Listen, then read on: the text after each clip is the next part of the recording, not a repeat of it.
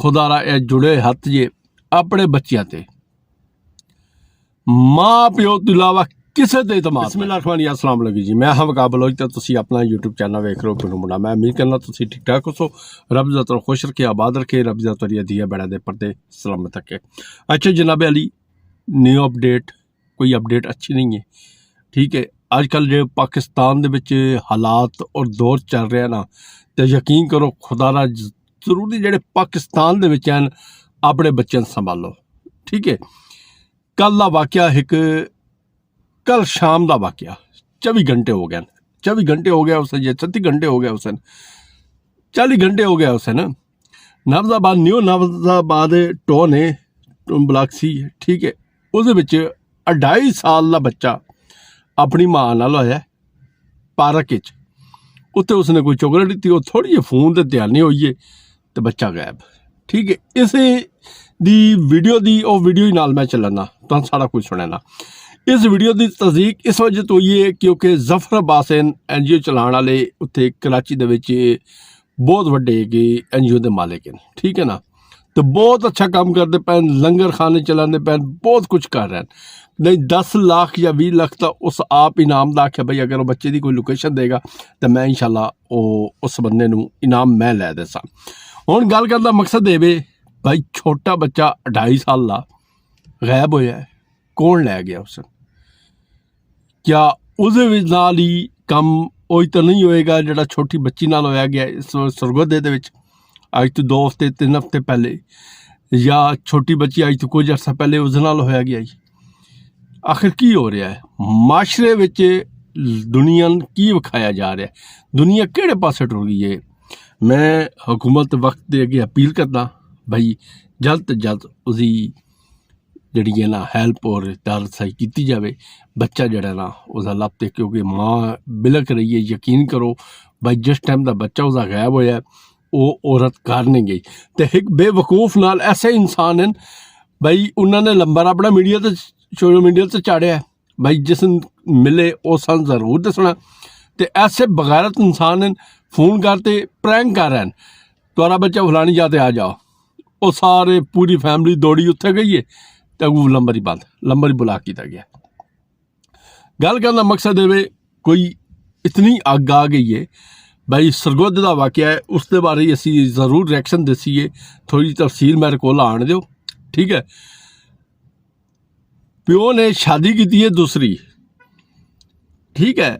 पहली बीवी चूज का जवान बेटा ही वो अपनी माँ लै तो नस गया जे मदरई, तो माँ ही नाल लै तो लगी गई, माँ ही नाल गई जे। हुण दसो इत्थे किहदा कसूर है?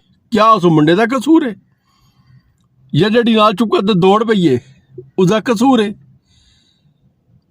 या कसूर उसदे प्यो दा है जिहड़ी उसने पिछली उम्र शादी कर ली है? इंशाल्लाह इस दे बारे व्लॉग लिया सी है, अज चाड़ दे भी है, कल चाड़ दे भी है, 2 ला दे भी है। बहरहाल हुण तुहानूं मैं वो वीडियो विखाला कराची नवजाबादी पाकिस्तान की, ये कम से कम 40 घंटे हो गए इस वीडियो नाए होया, ज़्यादा टाइम नहीं होया, ठीक है। तुसी ए नाल जल्दी वीडियो देखो। हुकूमत वक्त से क्या मैसेज देंगे आप? जी सर, जितने सीएम है, पीएम है, ये जितने चीफ, अब बच्चा देख रहे हो तले तुसी, प्लीज इनको बोले हमें इंसाफ दिलाएं, हमारे बच्चे को सही सलामत हमारे हाथों में ला के दें।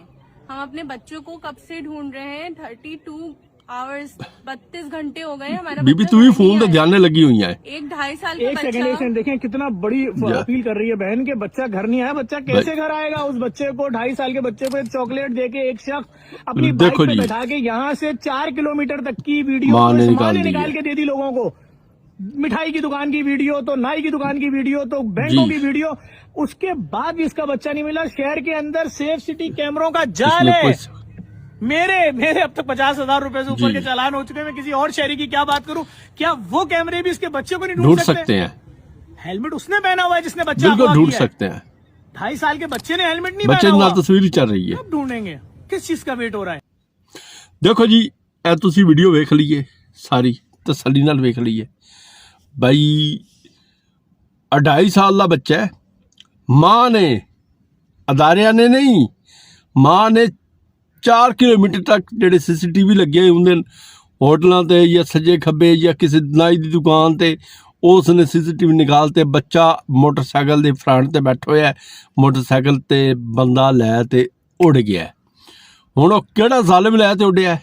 अच्छा हुण इस तुसी गलती नोट कीती है, बीबी और फोन ते ध्याने लगियां, वो पिछे भुल गई वेखना बई पिछे मेरा कोई बच्चा ही नाल मैं लई फिरदी हाँ या नहीं। उन्हां दी छोटी जी मिसटेक दे वेखो ना, मां तो कोई नहीं चाहती ना बई साडे बच्चे नाल कोई इहो जिहा बड़े काम, जे साडा बच्चा जिहड़ा है ना वो खुदा ना खास्ता कोई उठा तो लै जाए या साडा बच्चा गायब हो जाए। मां तो नहीं चाहती, बहरहाल वो आदत ना एक बहाना या गलती या मिसटेक होंदी है, तो सारी जिंदगी का कोई ना कोई गलती जिहड़ी होंदी है ना, वो सारी जिंदगी का एक झोड़ा जिहा बन जाता है। तो बहरहाल ये चीज़ आई तुहाडे अगे शेयर करनी आई।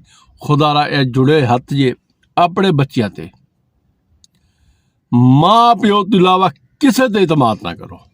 अजकल का दौर ही नहीं है, ठीक है। तो अपने बच्चे ते आप नज़र रखो। हुण वो जालिम इंसान पता नहीं कित्थे लै गया, कित्थे नहीं लै गया, उस बच्चे नाल की करेगा की नहीं करेगा, खुदा दी ज़ात बेहतर जानदी है। बहरहाल असीं तुहाडे कोल लैंदे हां इजाज़त।